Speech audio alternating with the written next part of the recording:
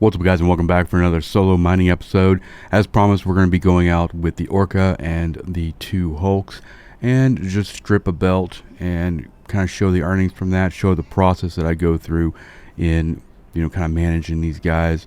We'll talk about that strategy and kind of more of the development stuff that's been going on with Eve, and some gossip, and maybe some answer some questions and stuff. So it should be a pretty good episode. I really do like the efficiency of this setup already. Now for this session, I chose to pretty much keep all the alts and everybody all kind of grouped together.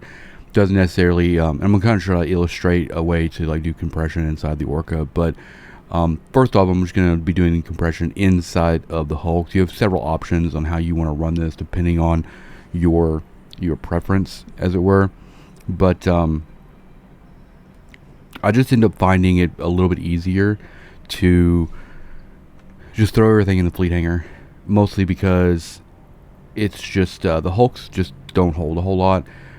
I usually like the Hulks to do at least 2 cycles, especially at this low cycle, before I have to really compress. And if you compress inside the Orca, or inside the Hulks rather, you're going to be compressing on both tunes every 100 seconds or so. My cycle times are 50 seconds or something like that. Now I'm going to let this run for a little bit, just so you kind of see the process of just the compressing inside the Hulk kind of method. I'll kind of talk about the setup while we're kind of getting started here. Each Hulk is essentially, their mining overview.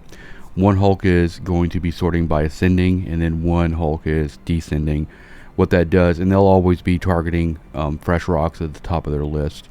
What that ends up doing is allowing one Hulk to always be targeting the max range stuff, so the stuff at the very far distance, and then one Hulk will be targeting everything in the near vicinity. That means that they won't actually be crossing over any rocks. There will be no double lasering any rocks until the very, very end. And this is just a method I've been using for quite a while, but I've already started to move stuff into the compressor into the Orca here, as you can see. But the reason I do that is because it's so much quicker, and I do have kind of a methodology for cycling through all of these alts that I do. So normally the big thing I can tell you is try to get your alts where you can see them, at least their lasers. So on this guy, I can see all 4 lasers. I try to at least get one alt where I can see all 4 lasers. That means I can kind of stay on one screen, and then when I see one of the other alt's lasers go off, that means I probably need to do something on that tune. Now, the checklist of what I do when I go to a new alt, when I hit that hotkey and I go to a new alt, is I check whether or not they need to reapply a laser. If they do, I reapply it, and then I drag whatever ore they have into the fleet hangar, and then I target a new rock, and I usually hit V for descan just to keep that kind of updated. One thing that I probably do that I haven't really talked about is whenever I'm targeting rocks, I'll have the 2 rocks that have the lasers on them, and then I select the 3rd rock like you see here. That way, whenever one of those lasers drops, whenever those rocks gets depleted like this, all I have to do is hit that laser and it automatically goes to the next one. I don't have to fumble around clicking a new rock and then hitting the laser. It's already kind of set up to go. The only reason that wouldn't work is if both rocks died at the same time, but then it's simple because it defaults back to the leftmost target in your list.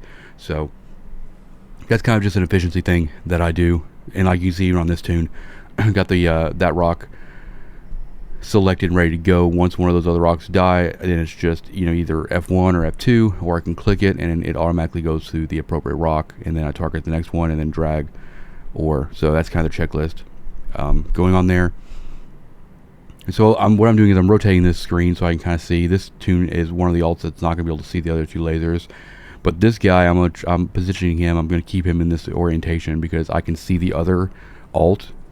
And so I can kind of just hang out here. I can just descan and kind of just chill. I try to go at least I try to let them do at least 2 cycles before I move anything into the fleet hangar. It's less movement. It's less. It's just less steps. And then every time I rotate back to the Orca, I'm just refreshing its D-scan and then just compressing and stacking, essentially. If you're out for a very, very long time, which you probably... There wouldn't be enough rocks on a single belt to justify moving the compressed ore into the Orca fleet, or the Orca mining hold.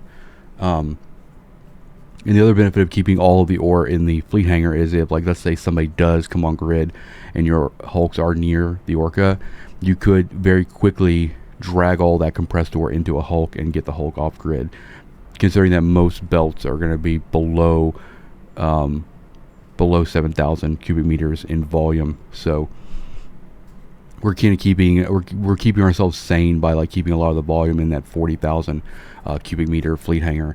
If something does happen, we can throw it back to a hulk and get off grid. But I usually don't have any problems.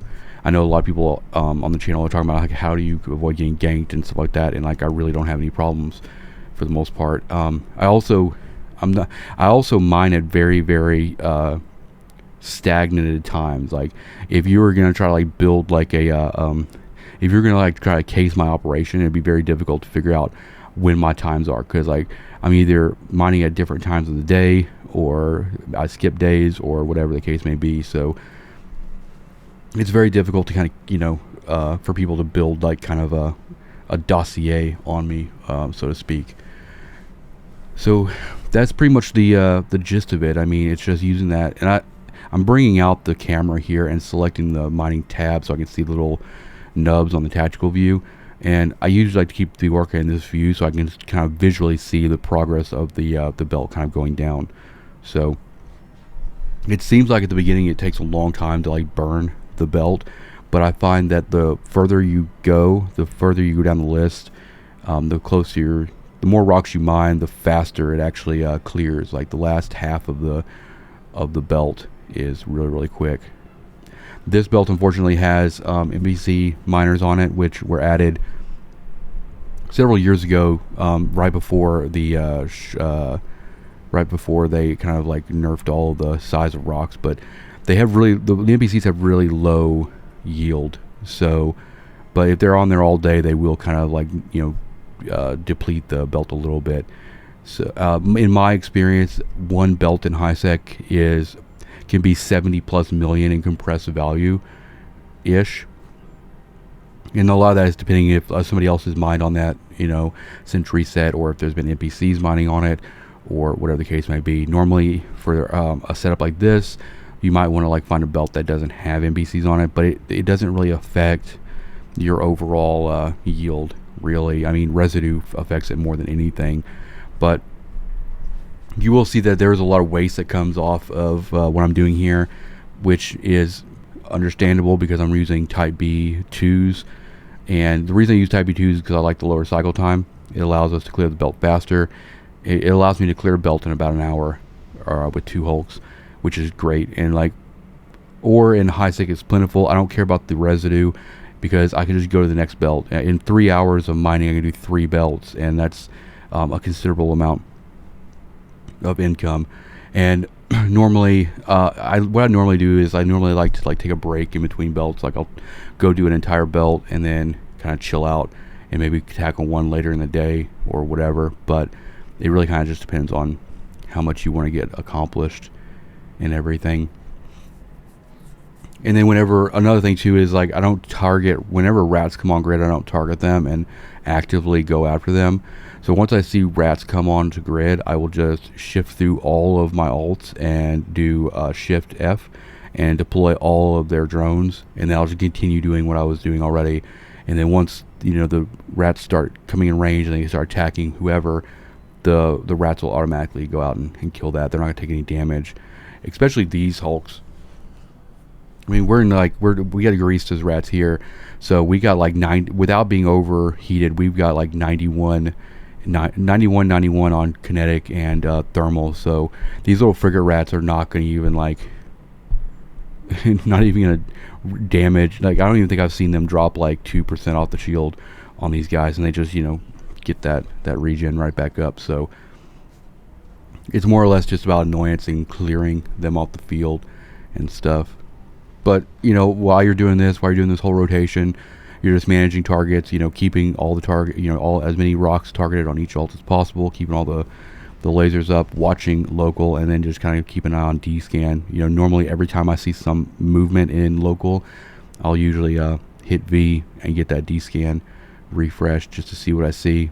And then as a habit, every time I go to a new alt and do the target thing, do the reapply lasers, move the ore, and all that stuff, I'll also look at D-scan too. So it helps you stay in the habit of keeping an eye on D-scan. If every time you go to an alt, you hit B and, you know, get a fresh thing. So like you see here, instead of like going over and targeting that rock, I just have to hit the laser and then target another rock and then select the third for in the list, essentially.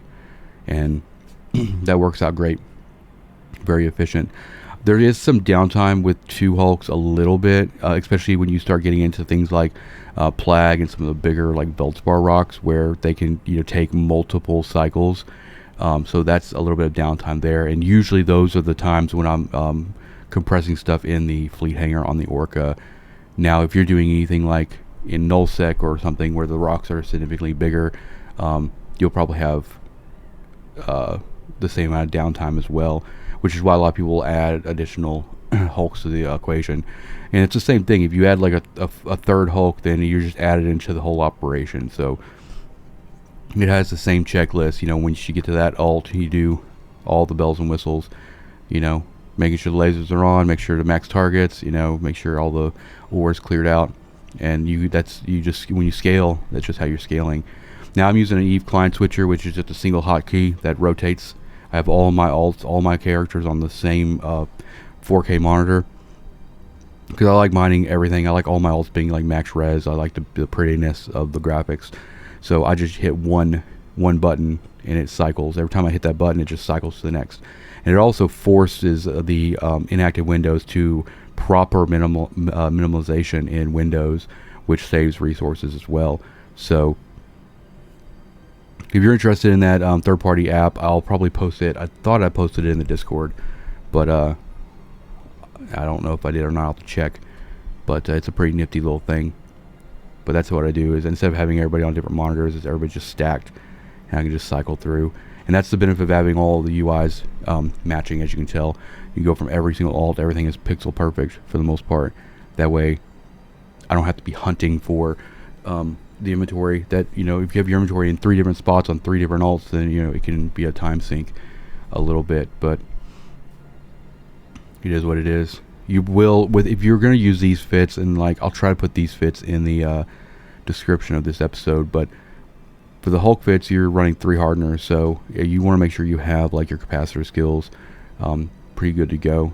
But otherwise, there's no real issue here.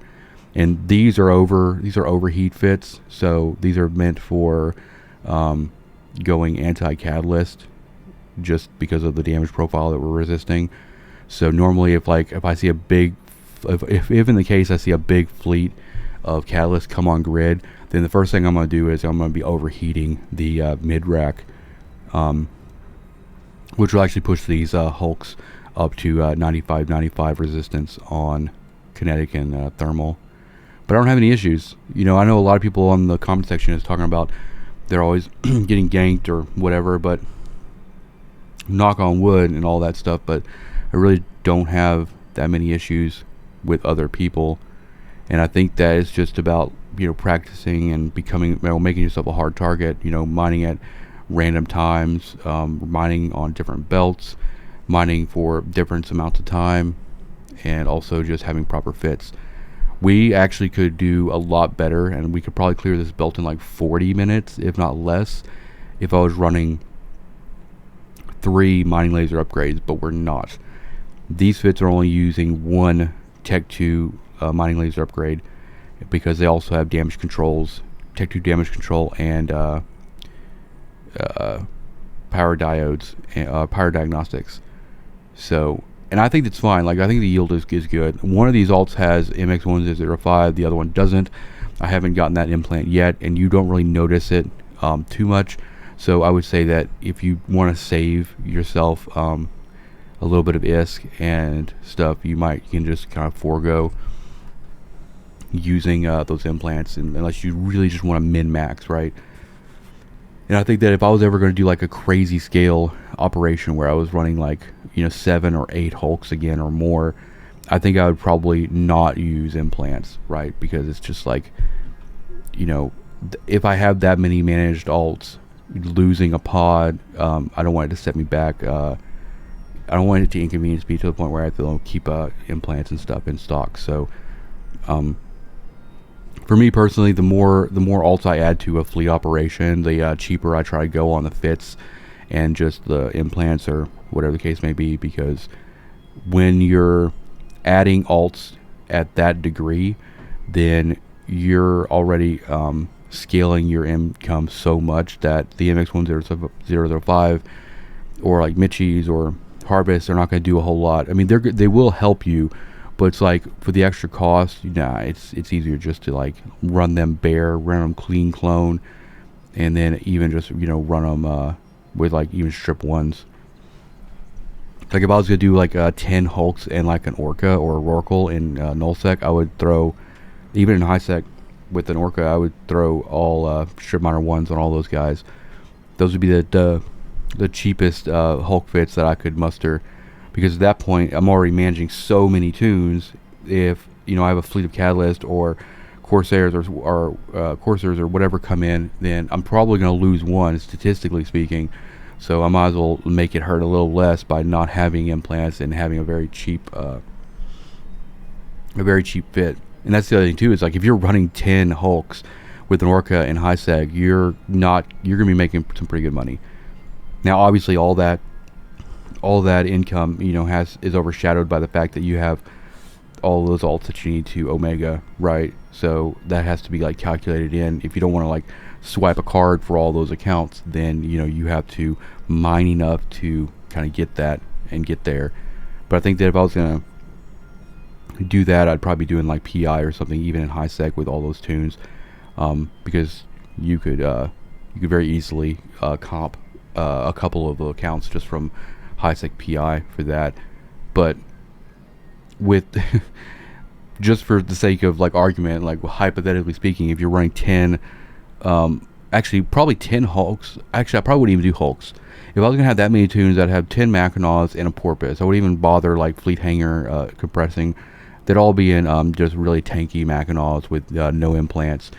With that many Mackinaws, you could clear a belt in probably 20 minutes, if not less. Now, whenever I see anybody talking about like AFK mining with fleets and stuff like this, I always kind of chuckle a little bit, because if you're watching this footage, you can tell that it's very much not AFK. If you AFK this with 50-second cycles, you'd be gone like 2 minutes. Less than 2 minutes, you would already have lasers turning off on these Hulks.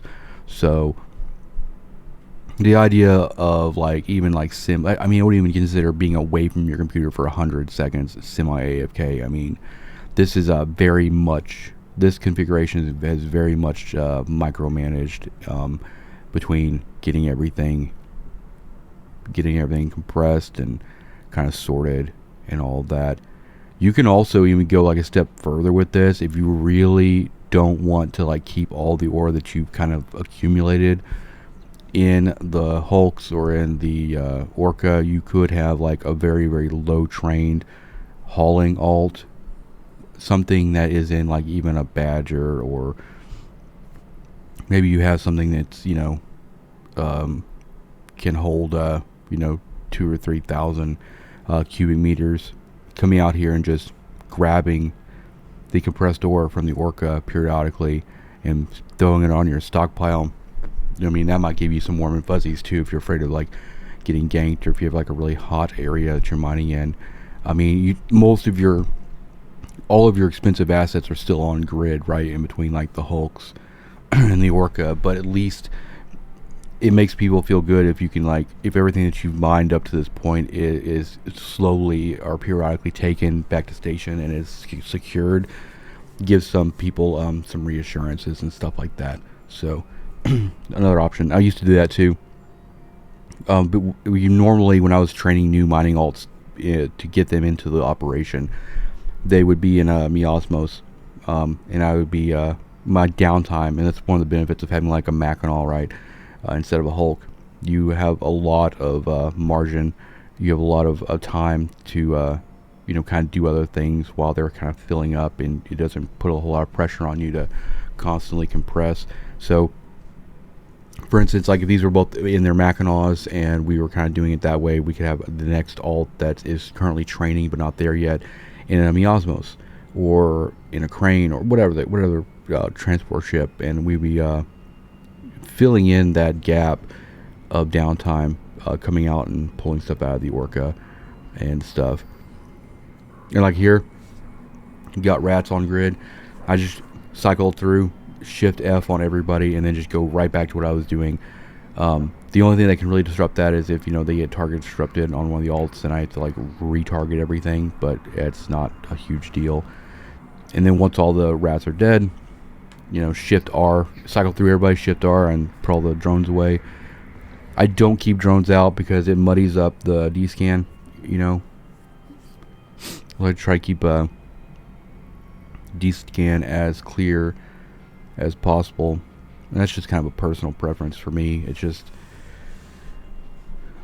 keeping everything nicely organized, and I'm kind of the same way with my my UI. I try to, like, you know, not have my entire screen covered with windows and stuff like that. For the longest time, I ran an ultra wide. Before I upgraded to my 4K monitor, I ran a ultra wide. So if you watch some of the older videos and you see, like, you know, my UI where there's like there's no local, there's no D-scan, there's, you know, none of these things on screen, and you're like, oh my god, he's running with all this stuff closed.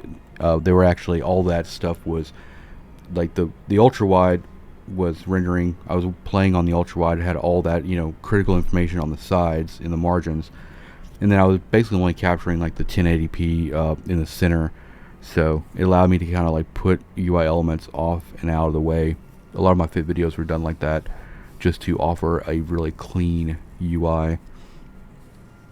I would love to actually like get a 4K ultra wide to do the same thing, to like hide D-scan and stuff like that, but I'm pretty happy with this 4K 60 Hz monitor that I've got, because I mean I could go 120 Hz, but I didn't really see the point because I'm rendering basically everything at 60K anyway. There's really no benefit of me running Eve at, you know, 120 frames a second when 60 works just fine for my purposes. And I ended up getting this I mean, when I was in the market for 4K monitors, they were expensive. We're talking like, you know, $400 to $800 for some of the high refresh rate ones. But luckily I found a 60 Hz one for, you know, a couple $100. I want to say it's always like, you know, less than $300, but, you know, it's been good to go for me. The only complaint I have with it is that the back panel of it is white, and like my entire computer setup, which I don't think I've actually showed you guys what the computer setup looks like. I might do a video, a short like little vlog style video showing you guys the setup. But it's like my entire setup is basically like black. I have like the black case, and, you know, I've tried to do a lot of that stuff. But then like this 4K monitor, it's like looks fine if you're looking at it, but it's like you don't peek behind because it's a white back panel.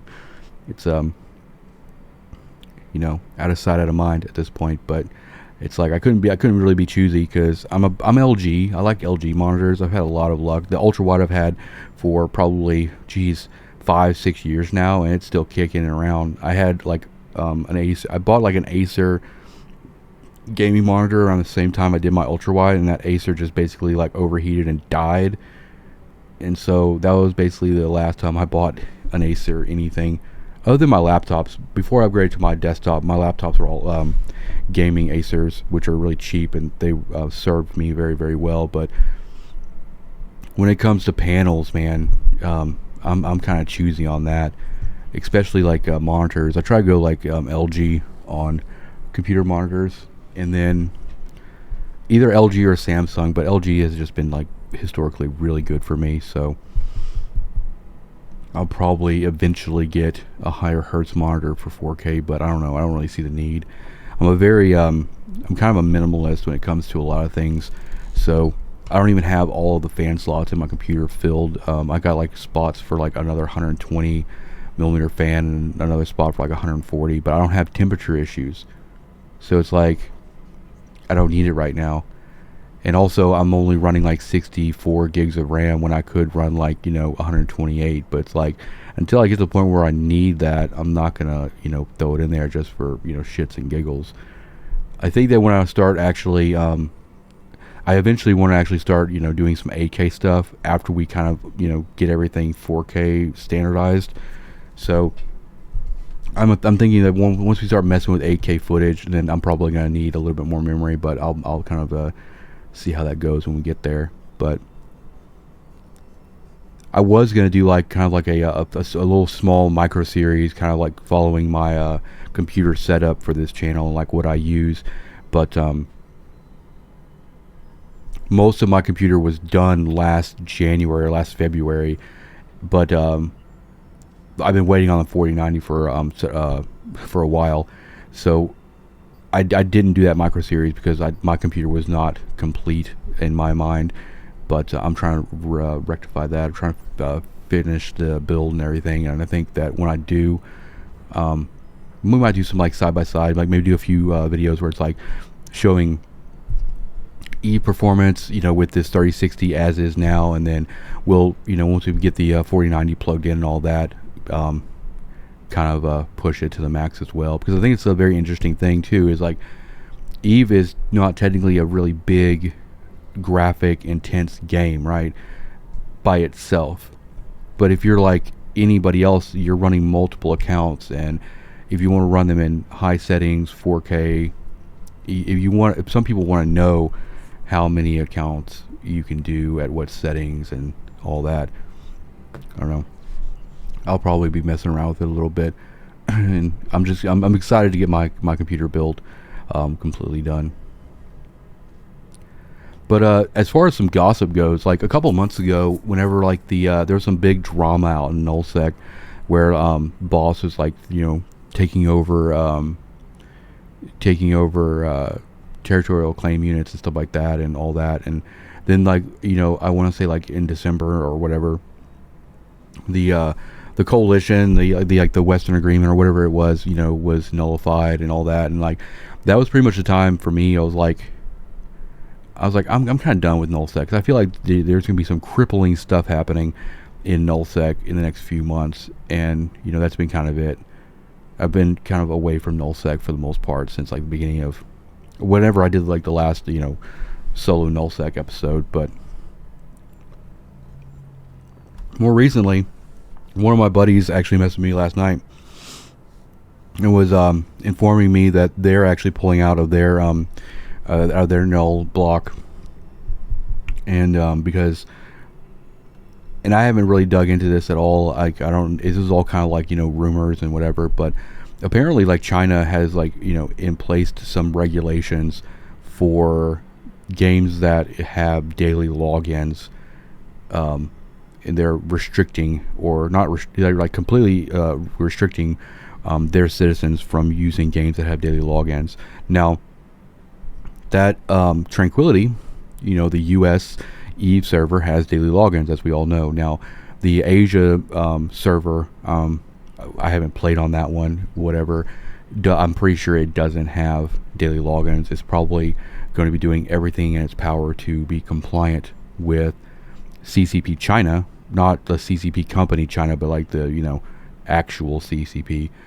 So there's a lot of worries that like the Chinese players or the Asian players on Tranquility will actually get kicked and moved to the Asia server, which I don't know if you know a lot about the powers that be in Null-sec, but Frat being one of the bigger coalitions, if that's the case, I mean, I know a lot of those players are using like VPNs, so it's probably gonna be really hard to track them down, but there could be a very big downfall in the powers that be out there. And a lot of people that I know are kind of moving west side of the map and stuff like that, especially with like all the agreements, the coalition agreements, kind of falling through, and everything's kind of like changing up, and the powers are shifting and stuff. So like me, me, I don't like, geopolitical stuff. I try to stay away from it. So it's like I essentially got out of Null-sec because it was boring, and also there was just a lot of like writing on the wall. But instead of being like a whistleblower or like this you know, person that's like, you know, got wild conspiracy theories. I kind of just backed away and got a lot of my assets out. Just hadn't put any new research in, and I was right. There's some crazy stuff going on, probably. So keep an eye on that, especially if you are even remotely associated with fraternity or anything like that. There could be some upset here. Like I said, I haven't looked into any of the sources for the regulations and stuff that they're talking about. So if you know any information, obviously, you know, you can let me know in the comment section what you know, or you can message me on Discord, and I'll try to cover it a little bit more as it progresses. But as it sits right now, like geopolitical stuff doesn't, you know, I don't like being associated with it. If it's not affecting me. I was tracking a little bit of that drama when I still had a lot of assets in Null-sec, but I'm not into, you know, I'm already kind of gotten out of the way to protect myself from any craziness going on. But other than that, that's kind of the gossip I had. That's the tea that I had. But last night they also put out a director's letter and stuff like that for like the 2024 roadmap and stuff like that for Eve, and I looked at it, and it looks pretty. It looks like we're gonna have basically a Vanguard year. Unfortunately, I mean, their quarter 1 through quarter 4 is a lot of Vanguard stuff. You got the Alliance tournament in there, and you got 2 unannounced expansions, and we're gonna put on our conspiracy theory hat here, you know, and kind of make some wild predictions here. But I have a feeling that like the expansions that we're gonna get this year are going to try to tie very close into Vanguard to try and incentivize people to use that product. I wouldn't be surprised if our first expansion this year is directly associated or directly kind of aligns or is parallel to what Vanguard is trying to do. I mean, if there's any crossover between Vanguard and EVE Online that would make industrialists want to actually play it, cool. I just don't see it being a thing. And also, Vanguard's not really built for it's not technically built for EVE players. I mean, people that like PvP, sure, but like if you're an industrialist, you know, Vanguard's really not, you know, it's not designed for you. And also, they're trying to bring in a whole FPS market or FPS crowd into the EVE universe too. So they're going after like the Call of Duty bros, the Fortnite kids, and all that stuff. They're trying to bring those guys in, which I don't know if they're going to be able to successfully do that with what I saw of Vanguard. And I know there's another playtest out right now, or soon is going to be out, and I haven't jumped back in. But to me, for the very limited amount of Vanguard that I played, it needs a lot of work. If it's going to pull in a lot of these, you know, basically full-time, you know, FPS players, like Call of Duty and stuff like that, they've really gotten that science and that stuff figured out, and like those people are not going to come over and play some half-baked piece of shit, you know. And I know that just for the purpose of covering it on the channel, like that's, you know, kind of the extent of my play and my involvement with it. But it would be nice to be able to actually play and maybe like grind or be able to send stuff up to our EVE bros in terms of resources, but I just don't think that's going to be the case. And like, I want to know really what the actual ties to like EVE Online are, other than just, you know, doing planet missions for, you know, for alliances. I mean, I'm sure the planet missions are going to directly affect how things in systems are, like maybe military index or whatever, but I don't know.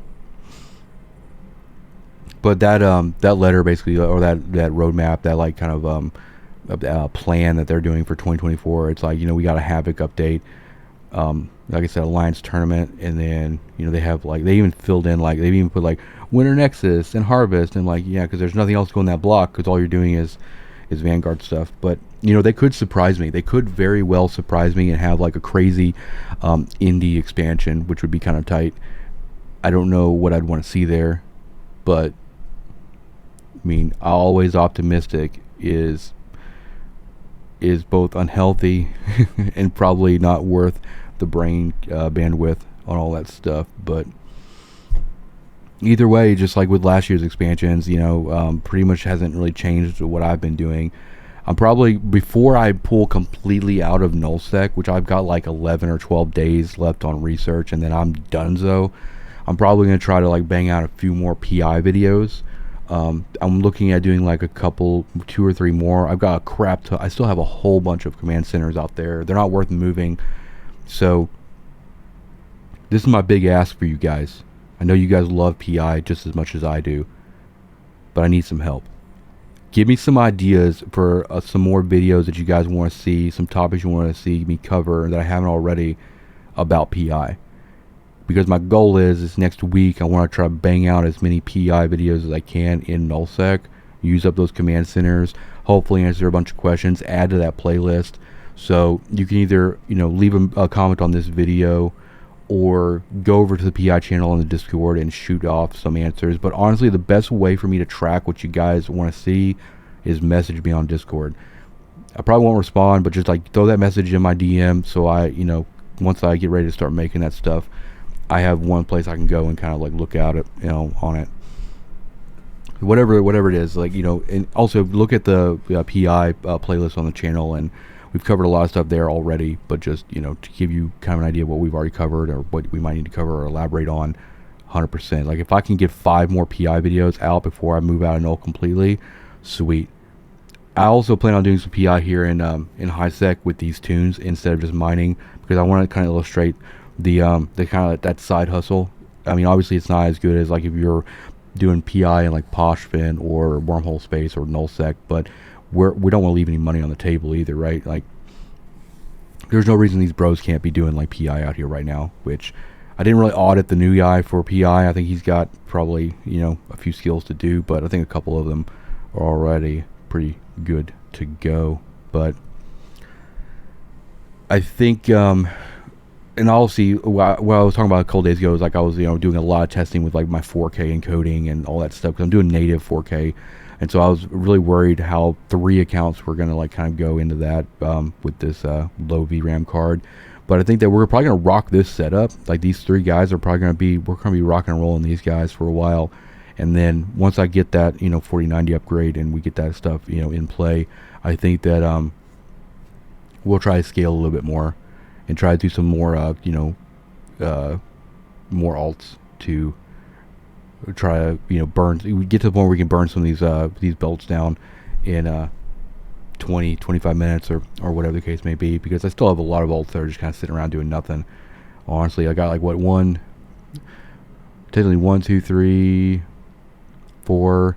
I've got 4 more alts that have Omega that could, you know, come in here, so we could potentially do like 6 and a command alt, which is a pretty good spot. Really hectic. I probably won't do Hulks with those guys. I'll probably go like all Mackinac. That way they can just, you know, if you're doing all Mackinac, you have enough of a mining hold where you don't have to necessarily worry about moving their ore out every single cycle or every 2 cycles. All you really have to worry about is just cycling through and making sure they have lasers on and have the max targets and stuff like that. And then, you know, you're able to every 5 minutes, 10 minutes, pull stuff into the fleet hangar. And that's when the fleet hangar on the Orca tactic will probably not work, because if you like let all 6 Mackinacs mine for like 5 or 6 minutes, and you try to take all that raw into that 40,000 cubic meters, it's probably not going to fit, right? So we would probably at that point be just compressing in the Mackinacs, which adds a little bit of a step, you know.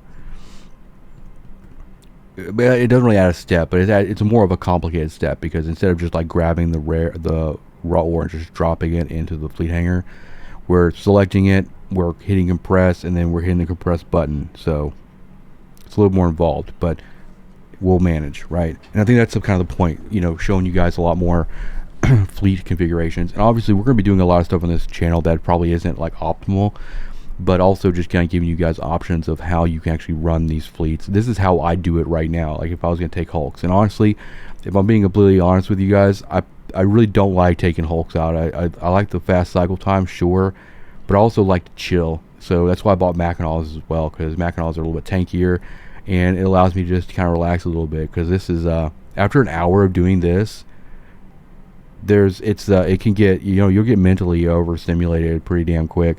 And that's only with 2, and maybe I'm just like low threshold on that stuff, but it is what it is. So it's all up to preference. That's the thing. It's all up to preference.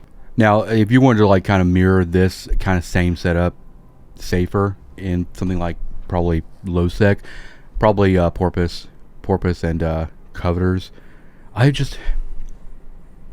have not used mining barges a whole lot in many applications, especially like retrievers and coveters. I don't think I've used a coveter in probably several years, if not more, other than like, you know, getting in one to like a fit video or whatever. Procurers are pretty cool to have in a pretty low cost ship to have in like solo null-sec mining and stuff like that. But for anybody watching this who wants to like kind of get more into like the big operational side of stuff like this and fleet mining and adding a bunch of alts and stuff, I think I'm gonna use this portion of the podcast to kind of talk about my experiences in terms of scale.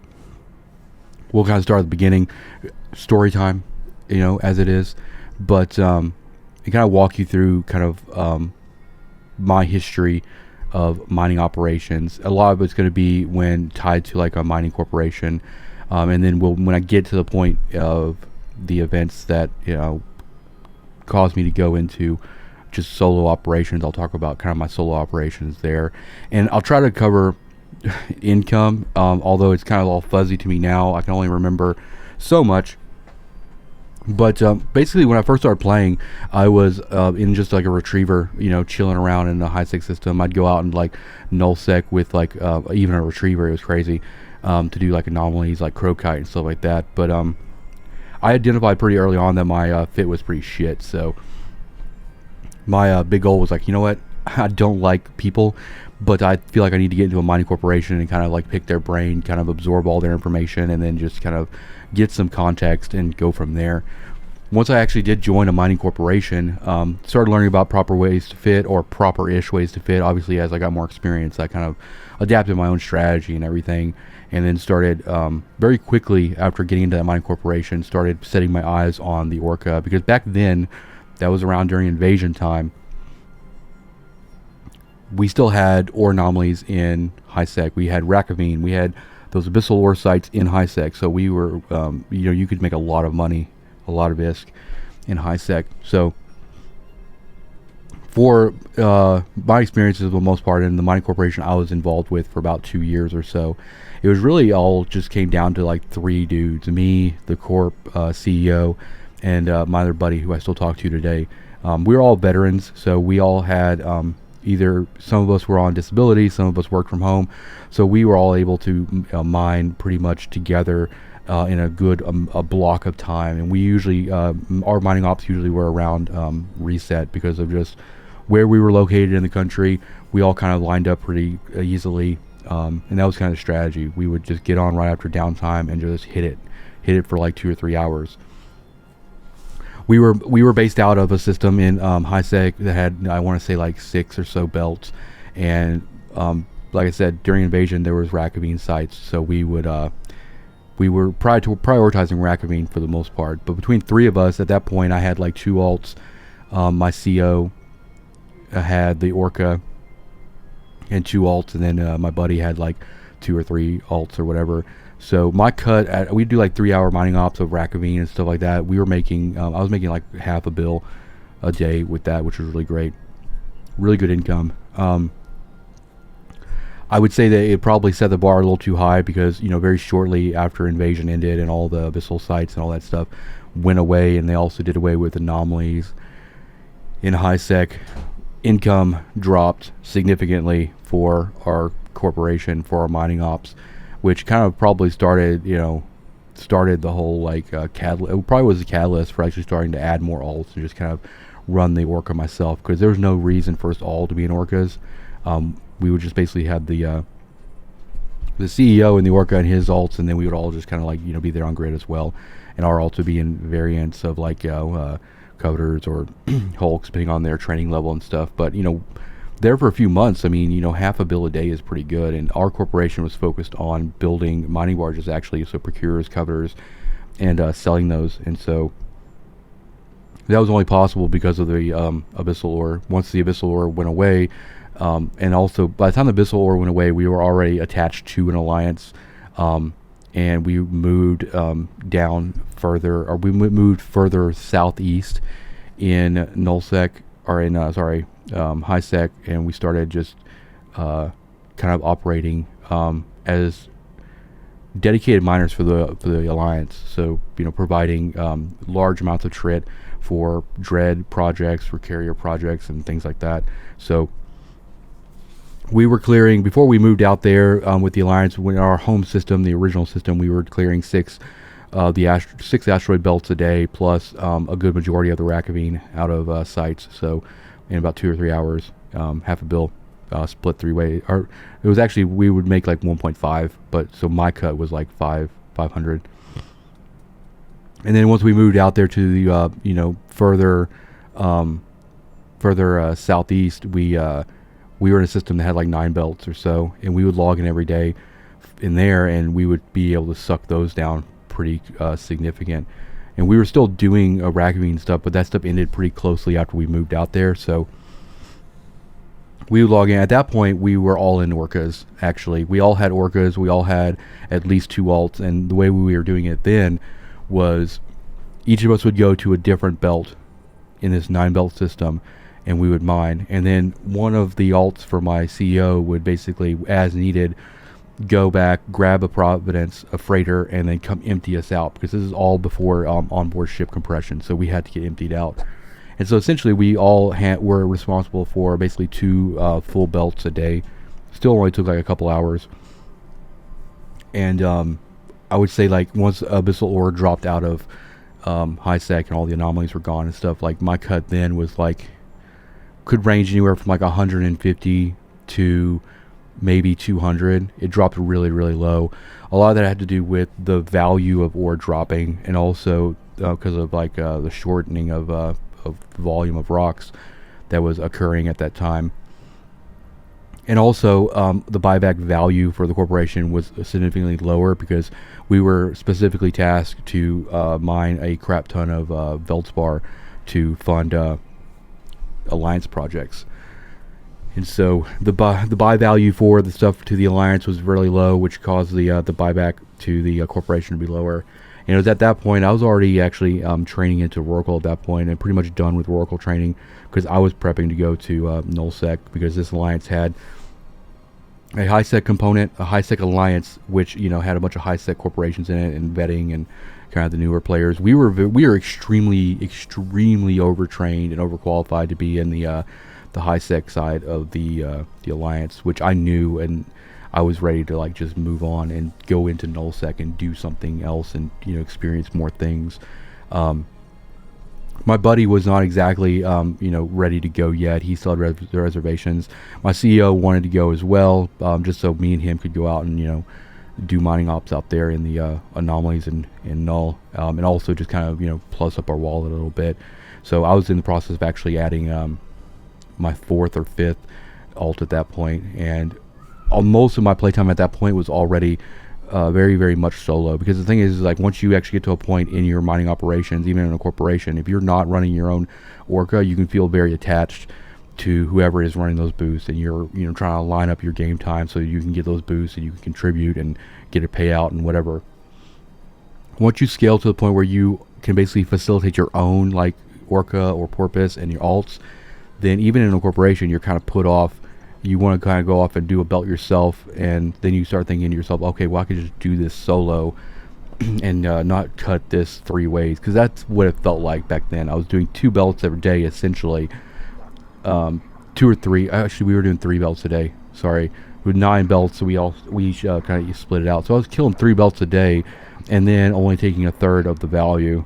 So at that point, I was like, probably should reevaluate how I want to do things. And I started exploring like wormhole space and stuff like that. I did things like took a procure into a wormhole, and very successfully, I might add, and got some of the rare ores out there, and really just that kind of sparked my interest. We had done some up to this point. We had done some ice mining, but ice mining was extremely difficult to do because of just code and the way that the mining permits. People want you to like buy mining permits to do like ice, and you'd get bumped off of ice rocks. So we basically just gave up on doing high-sec ice, because I wasn't gonna pay for the mining permit. I wasn't gonna, play this extortion game with people. So I would still go ninja ice, but I really had no purpose of mining ice, because I hadn't at that point gotten into fuel blocks or anything like that. But once I got out to Null, I basically took everything out there. I had everything out there except for like the Orca. I was, basically the corporation ended up, my CEO ended up buying a Rorqual out there, so we upgraded our Orca to a Rorqual, and still running like max yield hulks out there, doing mining ops, going through the anomalies. But the anomalies were just not very good value either. Like Argnor Bistot, they just weren't selling well. Once I found Merc, like my whole world changed. Like I could make so much more money just going out there by myself and mining Merc than doing these mining ops with my corporation, which was better, more efficient time served for me. And also when we did like the anomaly stuff with the corporation, it was at that point it was just me and the CEO out there, and because like mostly we were trying to very heavily recruit into our mining corporation. We had some new guys, but they get in, they be all about it, and then they show up for a couple of mining ops, and then next thing you know on Discord they're playing like Fortnite or whatever, and you never see them again. So we kind of just figured, between the three of us, we were doing just fine, and trying to recruit was not working out. But then like we had a lot of pressure from the Alliance to recruit too, because they wanted just numbers. They didn't care if these people were like online or even capable of doing anything. It just looked good. It's like, what's the point of recruiting if these people don't stick around? That was a whole other piece of drama. But once we moved out to Null-sec as well, my personal, like when I would sell ore to the corporation, my corporation as buyback, my value dropped quite a bit too. So that kind of demotivated me a lot as well. I would say that I'd go out on a 2-hour, 3-hour with my CEO on ore noms and Null-sec, and I might be lucky to like get 70 million for that. But then and what really caused me to stop going to like mining ops, corporation level mining ops, was because I could go out there with the procurer, or at that time the skip was still actually really good. It was still decent before they murdered it in recent years. Go out there with the skiff, clear the whole system of Merc, and make like 300, 400 million, right? Is selling the Morphite. So that was also kind of also helped me push myself into like the solo kind of mindset as well. We did some moon mining before we went to Null. Like our alliance did have moon drills on Athenors out in high sec, which was really good. Probably you couldn't compress it, right? But it was like I would go out there with the Orca and put on drones on it and just chill, and it was okay. When we had like a bonus frac, it was really, really good money. So that was like something to look forward to. But they're putting these drills on for like max cycle. So I think they had like 5 or so Athenors at that point. So you had like maybe one moon, maybe a week, and if it wasn't a bonus frac, then it really was just kind of a pain in the ass to do.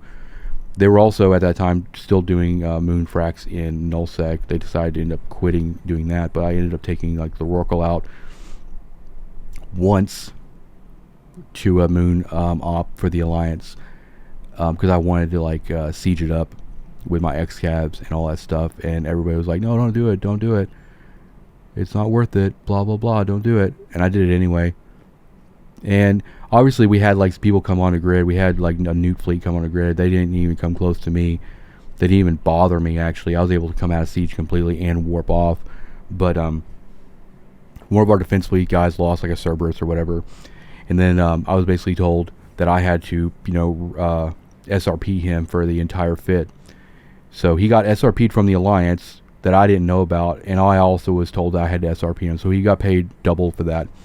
So that also added to like the frustration I was dealing with Null-sec Alliance and politics and stuff like that. They eventually stopped doing moon mining in their home system. They took down those drills. They took down those Athenors. And then eventually, like a month or so later, and then I was basically spending all of my time doing like ice mining out there, because we did get like ice belts in the system. So that was a good source for like oxygen isotopes.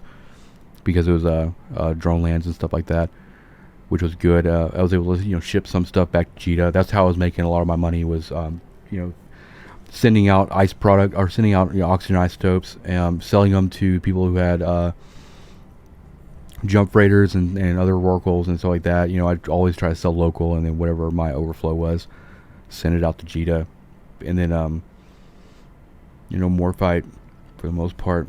So basically at this point, they had pretty much were adamant about shutting down moon mining in our home system, which I was very very vocal about it being a bad decision.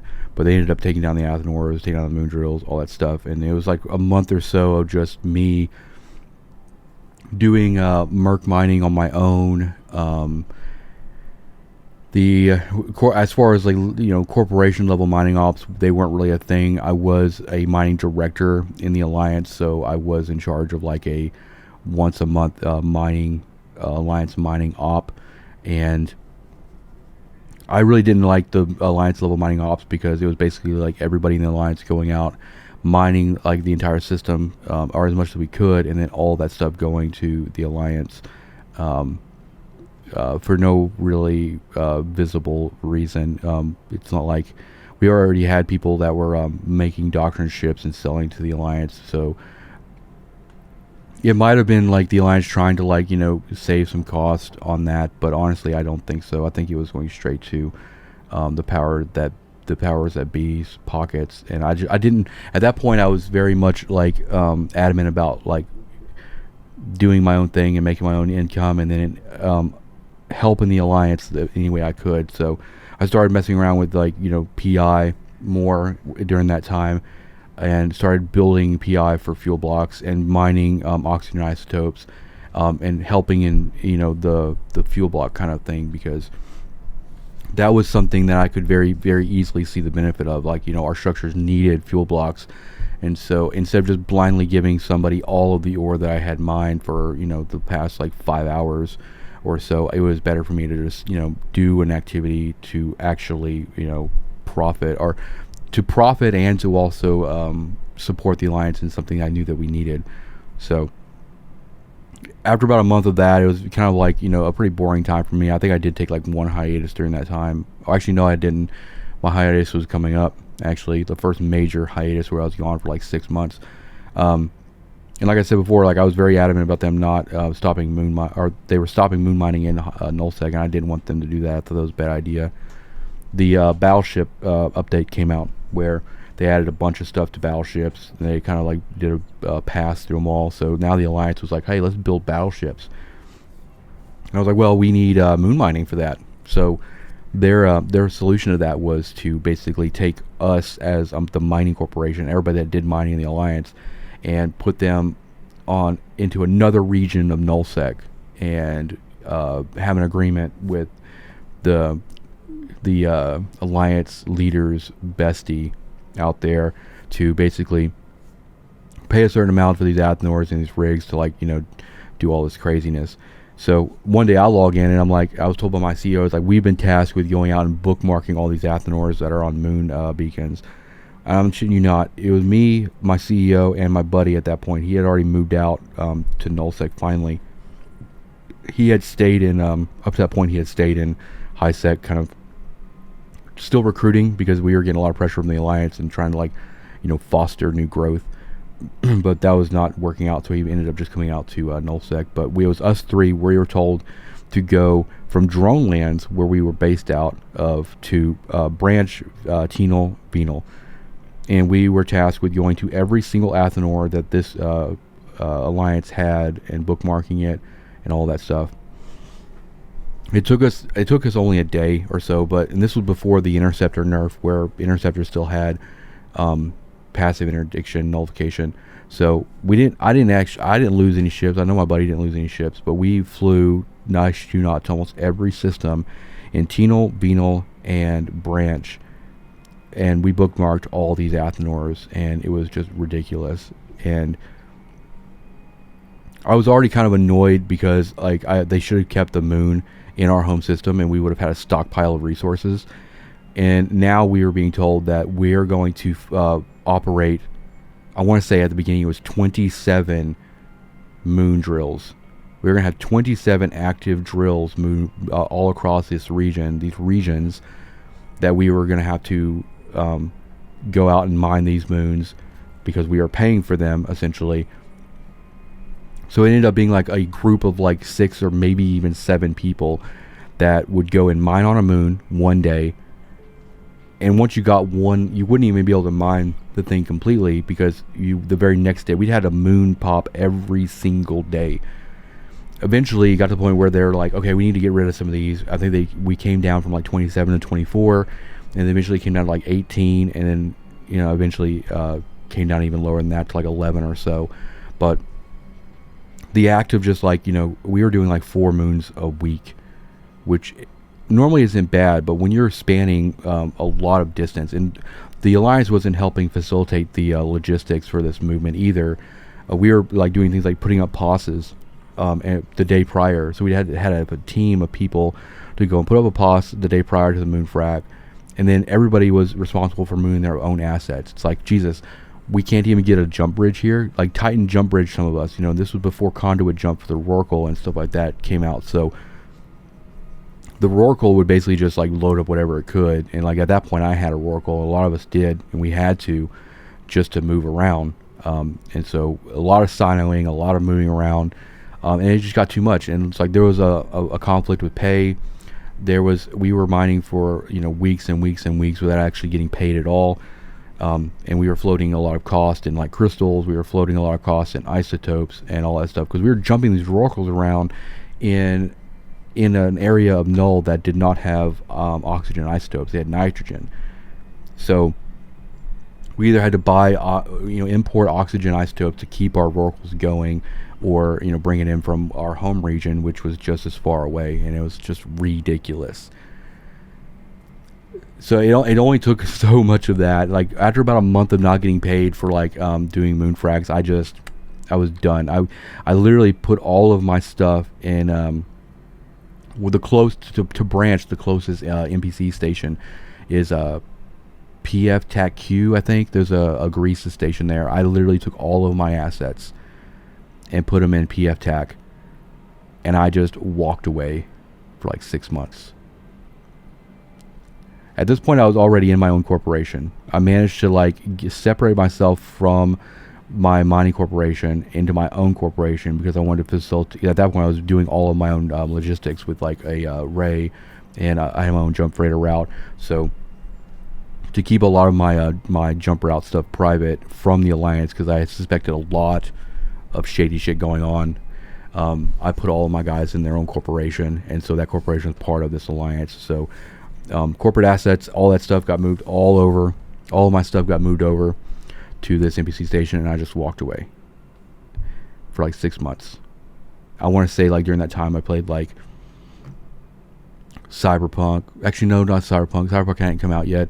It was my hiatus after that because like there was another hiatus where I just sold everything and just got completely out of Null, and my main was sitting in Jita in like a diplomatic shuttle, and I walked away for like 4 months and played like other games and stuff like that. But it's like eventually I came back, but I separated myself from that Alliance, and so did my former CEO. He was with a new group now, and I kind of got in with them, and not as bad, but still drama. And the dynamic with that corporation was that we were the miners who were going to make a lot of money for them, and then they would they'd rarely log in. It was literally like us. Just we joined this whole corporation, and at the end of the day, it was just us. The new people that we had met were not logging in, or they were doing their own thing or whatever, because they were paying out of pocket for like all the rent and everything at that point for that system. And then we were out there, getting all the merc. And the biggest thing about that corporation is they didn't allow any export. So if I got out there and did like Morphite or merc mining or fuel blocks or whatever, they would not allow me to export any of that stuff to Jita and sell at a profit. They wanted everything at their buyback rate. I was like, well, I'm not doing that. It was at that point I was like really into PI, because we were in a really good system for like a fuel block PI, and we also had ice in that system as well. So that's the highlight. That's like the high point of my my ice mining. My operation was Rorqual and like 4 or 5 volts. I'd go out and I'd drag through the ice belt. Me and my buddy would clear an ice belt once a day, and I was making a crap ton of fuel blocks, and I was selling them. But I wasn't just selling them to the corporation that we were in. They barely ever logged in to even accept buybacks. So I ended up actually building all these fuel blocks and selling them to one of my older buddies who was still in the other alliance to fuel, because there was a whole lot of drama and a lot of fallout with the leadership of that alliance, and he did not like me at all because I was very, very, very opinionated. I was also very opinionated in this new corporation too, which they didn't like, but you know, it is what it is. But what's funny about that, I was making a lot of these fuel blocks and selling them to my buddy that was still in the other alliance, and those fuel blocks that I was making was fueling the structures for the alliance for the dude that hated me, which was kind of funny. I eventually left because I didn't want to be micromanaged. I didn't want to be told, you know, what I could and could not do in terms of like making a profit for myself for people who never logged in and expected these little indie minor crab bros to, like, you know, fill and line their pockets. So I took all my guys. I still had the corporation. I maybe like had one alt in there just to hold it.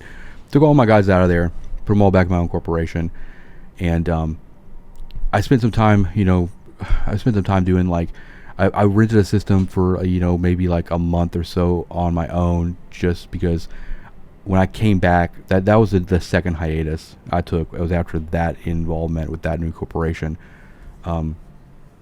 Which caused me to just, you know, after, because like during that time is when ice was just, the market just fell out because they increased the volume of all the ice rocks, and so the ice product value went down, and then the rate at which I could sell these fuel blocks was not great. My margins were total crap, and so that was the catalyst for the second hiatus, which I ended up just selling everything.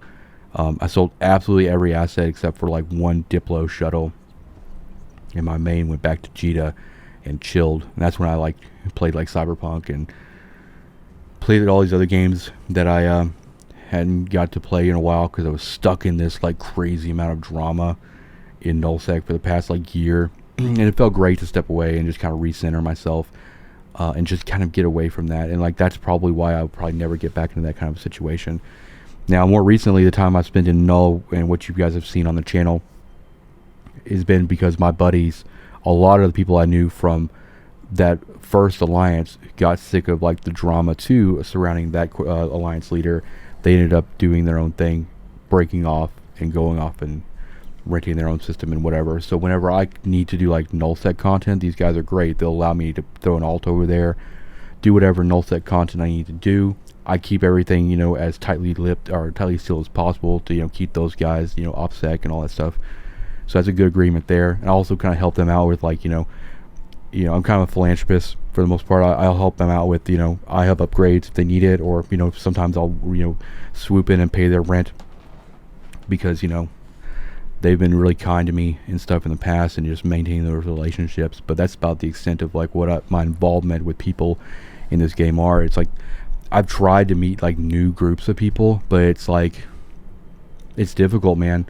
Because so many people nowadays, like, they get into the game and they really just, you know, it's they hit that drama wall, I think, and or they just get burnt out and you never see them again.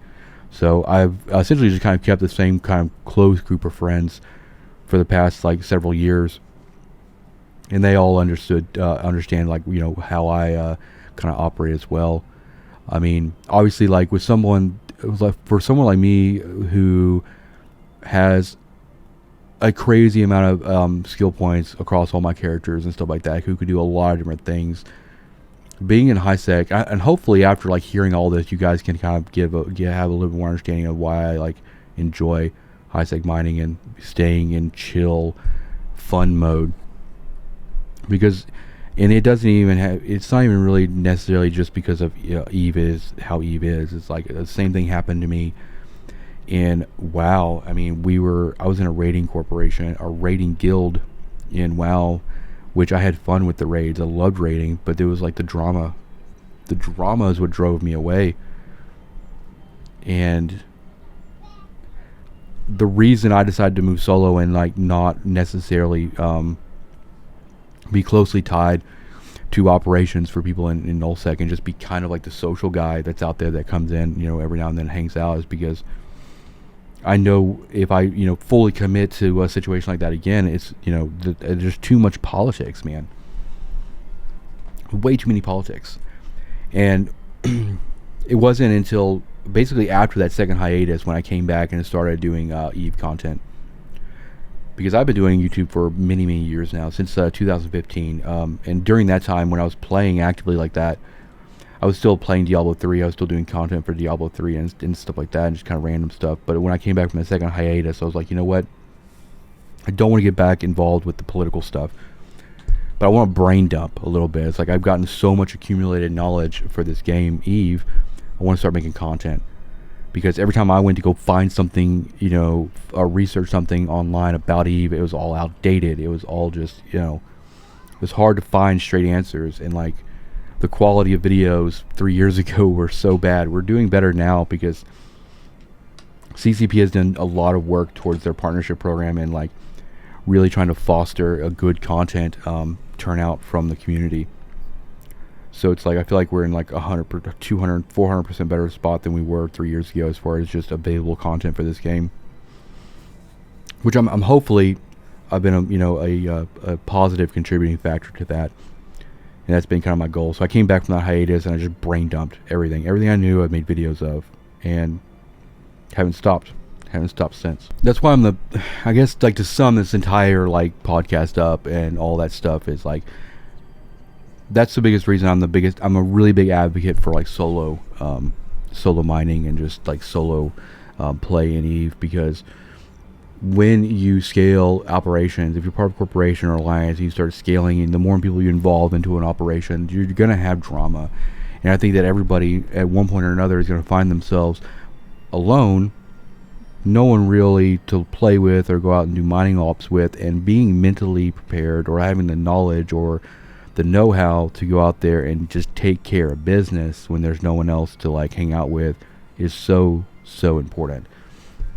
I'm not gonna lie, sometimes like even with my buddies that are like out in Null-sec, when I just drop out there and jump in like a procurer or whatever and go out there with them and mine, is purely for social stuff. I'm going out there just to hang out, and in most cases like they'll throw me like a Hulk or something that someone has. I'll jump in it, and I won't take any cut for the op. I'll just feed my ore to whatever Orca's there, and I'm just chilling because I drew a line in the sand. I decided, and based on my experiences, my past experiences with MMOs and what I went through with EVE, I just decided people, my friends, they're cool, but like I want to hang out with them. I don't want them to be tied to my operations or like my goals or the experiments I like to do or where the case may be like that.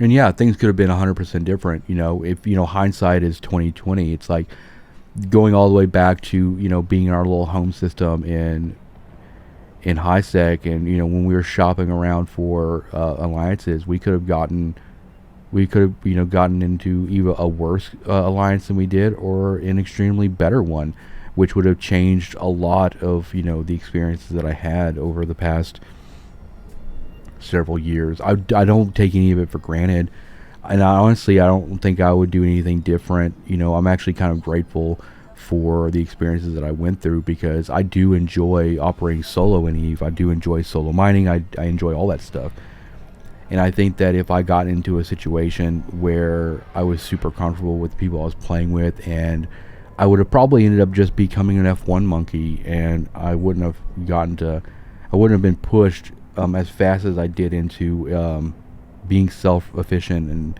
reliant and all of that.